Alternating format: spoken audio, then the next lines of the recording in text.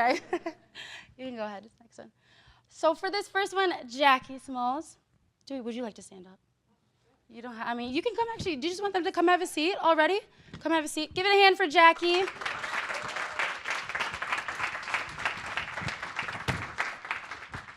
For those of you who do not know Jackie, Jackie Smalls is the Vice President of Social Impact at Discovery Education. She is doing so much with STEM curriculum, making a huge impact in education, does a lot with code.org, which I just learned today because I use that in my classroom, which is amazing. Amazing. Hey, there we go. Teachers. She served as the Chief Program Officer at code.org, and she does a lot of writing for just curriculum, STEM, and also had a role in the United States Army, correct? Doing this. Give it up for Jackie Smalls.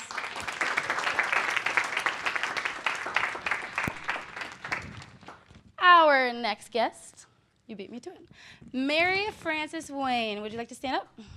Come have a seat next to Jackie. Mary is a Chief Engagement Officer at Prosperity Now, where she leads philanthropy, community engagement, marketing, and communication strategies. That is a mouthful. I love it. She has done so much in her role with leadership, with collaboration. She also was Senior Vice President of External Affairs at the National Women's Law Center and held executive leadership roles with the United Nations Foundation. Again, like I said, these QR codes, you're going to want to read up on Mary because she has so many wonderful things that she's already been working on. So give it up for Mary.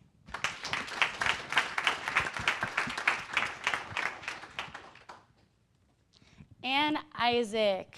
Isaac. Do I need to even say Isaac's last name? We all know who Isaac is. Hey, Isaac. Say, hey, Isaac. Former White House appointee in the Obama administration. He's done so much with education, professional mentor, business development. He's a close friend here with this program at Pepperdine, and he's also going to be the one who's going to be facilitating this first Fireside Chat. So give it up for Isaac.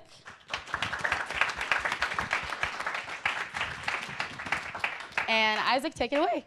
All right. Well, good afternoon, everyone. I am humbled to be here today. Oh, I love these. All right. Oh, right.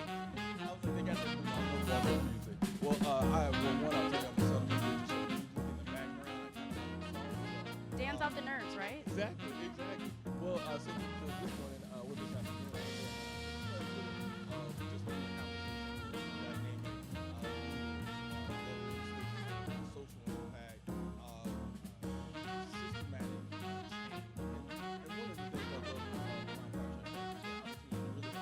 And so I want to dive right into it. Just want to have 45 minutes here. Enough time to kind of get through the nuggets and the wisdom that they want to share. So I'm going to start off by asking, really, how did you start your career? What are some of the things that that led you to want to have social impact change, and what were some of those challenges along the way in starting that career, either through education, through your early professional career?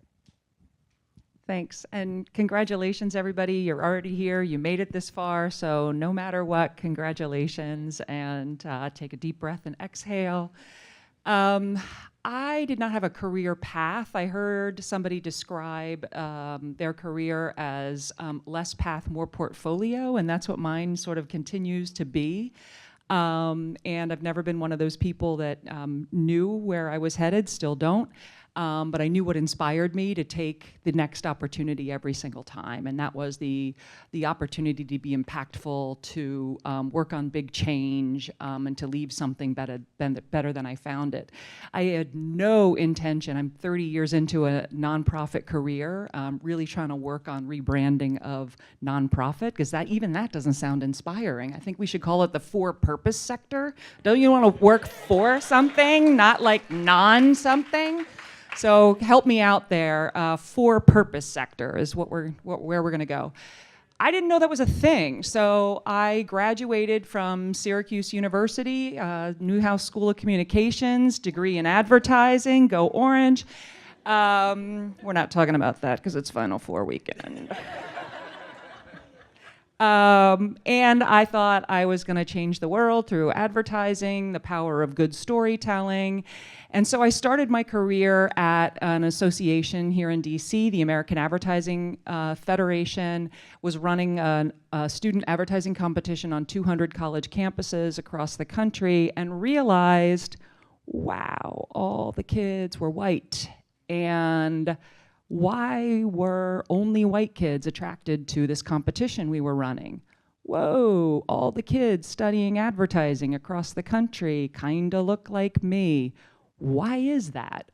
And so we started a foundation while I was there called the American Advertising Foundation, and it was to award scholarships to BIPOC students who were pursuing careers in advertising. And that was when like the nonprofit for purpose fire in me was lit. I had no idea you could have a career changing the world or one person's world, and I've been doing that, or at least attempting to do that ever since.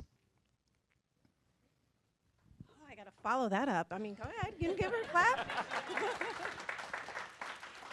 Much like you, I didn't necessarily have a career path that I said, oh, this is what I want to pursue. I'll take that back.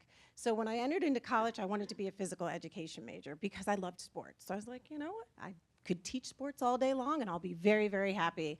But I went to a historical black college in South Carolina State University, on a 4-year scholarship from ROTC.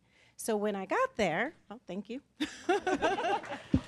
So when I got there, again, I was going to major in physical education. However, they came back to me and said, you know, you're paying room and board, and there's a way we can cover that if you change your degree to an engineering degree or a science degree. And I said, I don't know about that. I want to teach sports all day to kids. And so I went and talked to one of my professors, actually the chair of the biology department. Her name is Dr. Sally. She's still there. And she said, you need to change your degree. I've seen what you've been able to do in our class. I hear the questions that you're asking. You need to do this. And I think the reason why I never even thought about it, because I never saw anybody that looked like me to ever encourage me until I was 18 years old in college. And so for me, it became a passion. First, it became a passion about STEM. I served in the Army for 8.5 years as an environmental scientist. And there was only 2 of us at the time, 2 black women at the time in the whole entire United States Army that were environmental scientists. So once again, I found myself in a space, when I looked around, I did not see myself. So it became my mission, still my mission, to make sure young girls that look like me, that are inspired, that you can do this, even if you don't see it. I know we all know the quote, if you can't see it, then you can't be it. I tell them you absolutely can be it, because you can create it. And so that's become my pathway. I was in the Army for 8.5 years, like I said. I decided to get out and go to another battlefield, the classroom. I thought that I could tell young students, you know, line up, and they'd line up like soldiers. Learn that the first week of school, that you're not in the Army anymore.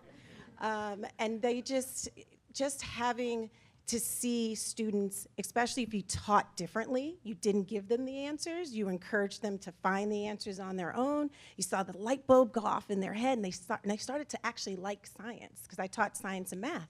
And I was like, wow, maybe if you teach a little bit differently than you learned it, students might enjoy it. And so I was able to then just go across the United States supporting teachers and administrators in implementing STEM programming.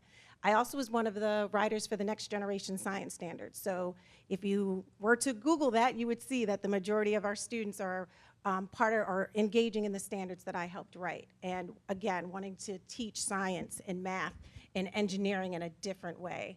And I had the opportunity I worked with Discovery Education. I know you all have heard of Animal Planet and all of that. Well, they have it at a small education sector, so I worked there for some time.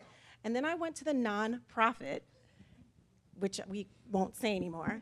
And I worked at Black Girls Code, as well as code.org, because again, how can I create opportunities for students that never even thought about the opportunity they could have and change their life if they ever thought that, you know what, I could be that computer scientist. You'd be amazed that only 50% of high schools in the United States offer computer science. Only 50%. And we all are using it. And you now hear about AI and all the advantages or disadvantages in the advancement of technology, but yet they didn't know how to use it, like how it's created. What's, you all have, how many people have cell phones right now that's sitting next to them or in their lap or in their pocket? Telling students that it's not magic that makes those devices work. How can they learn about it and be excited? So I continue to do this work because, again, it is my passion, but also I feel like it's my responsibility. There was someone that tapped me on the shoulder when I was 18 and said, you should really think about pursuing this. And and it just opened so many doors for me. So I want to be that, that person that taps all students to say, you absolutely can be what you want to be. Oh, I love that. So now as we're getting to know these dynamic women, I want to ask a particular question to Mary Frances, where when we look at systematic impact, we look at marginalized communities who we're advocating for. You've done great work in leadership and now in philanthropy, funding advocates, as well as system change organizations. What are your ideas, or how do you approach addressing marginalized communities when we look at these systematic issues, be it education, economic development? What are some of your ideas and how you address that? Well, I feel like I'm motivated constantly by not about us without us. And so my experience is that people in communities, marginalized, purposely excluded, know how to solve for a lot of the problems that they face. They just don't have access to the power to do so.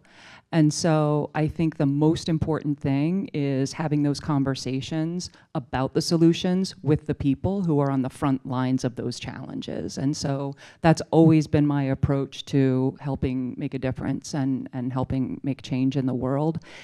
One of the biggest barriers, and I've worked in the for-purpose and philanthropy with partners of all kind, foundations, corporations, government, and one of the biggest barriers, we've been working to change laws, we've been working to change policies, but the most important thing we can change is hearts and minds. And movements per change really make a difference. And one of the biggest barriers or levers for change is narrative change. And I've done a lot of work and I'm doing a new project right now on identifying the most common and oppressive myths about why people exist in poverty in this country, and then creating a movement to counter those narratives. And so again, you see a theme on storytelling, but there are, some of the things you're asking about systemic barriers, and that's true. And one of those big narratives that holds people in the situations or continues to stigmatize communities is that the American dream, if you just work hard enough, if you pull yourself up by your bootstraps, then you can be a success. And it's not true. That the system isn't broken. It's working just as it was intended, and that's to keep certain communities in power. And so if we are going to create a system that works for everybody, then we need to make sure that we're engaging those communities who we've been excluding on purpose and work together to change the narrative and really talk about why people are in poverty in this country so we can actually really solve it.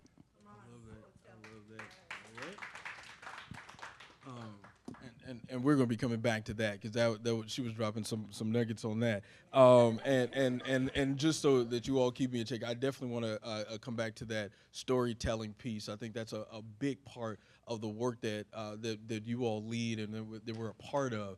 All right, someone made a really good comment. They were like, these social entrepreneurs or those who care about our community, we care so much and we work so hard in the space. We don't spend a lot of time on storytelling and shaping that narrative and moving those hearts and minds. And that's something that I think, that I do want to hit on. So as you move into the spaces that you move in, how do you carve out that time to tell that story and then move those hearts and minds so we can have systematic change?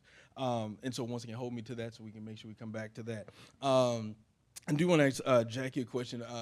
Education not only runs through you, you've been impactful at that level from, from in the classroom to, systematic changes, legislative changes. What are some of the things that you're seeing in the education space, positive and negative, both on any level in the classroom or, once again, on a system level? Oh boy, we don't have all day.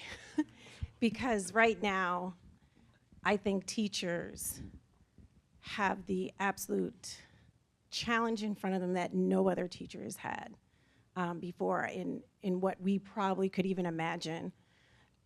We don't have teachers. I mean, for one, we have to some degree volunteers coming to the classroom in some spaces every day because teachers have finally said, I cannot continue to do this anymore. I have a friend of mine who was in education for 15, 20 years and was an administrator, successful administrator. And she says, I have to give this up if I'm going to live, because this is literally going to just take my life, because I'm here all the time, I'm giving, and you're not seeing that needle move as much as we want it to move.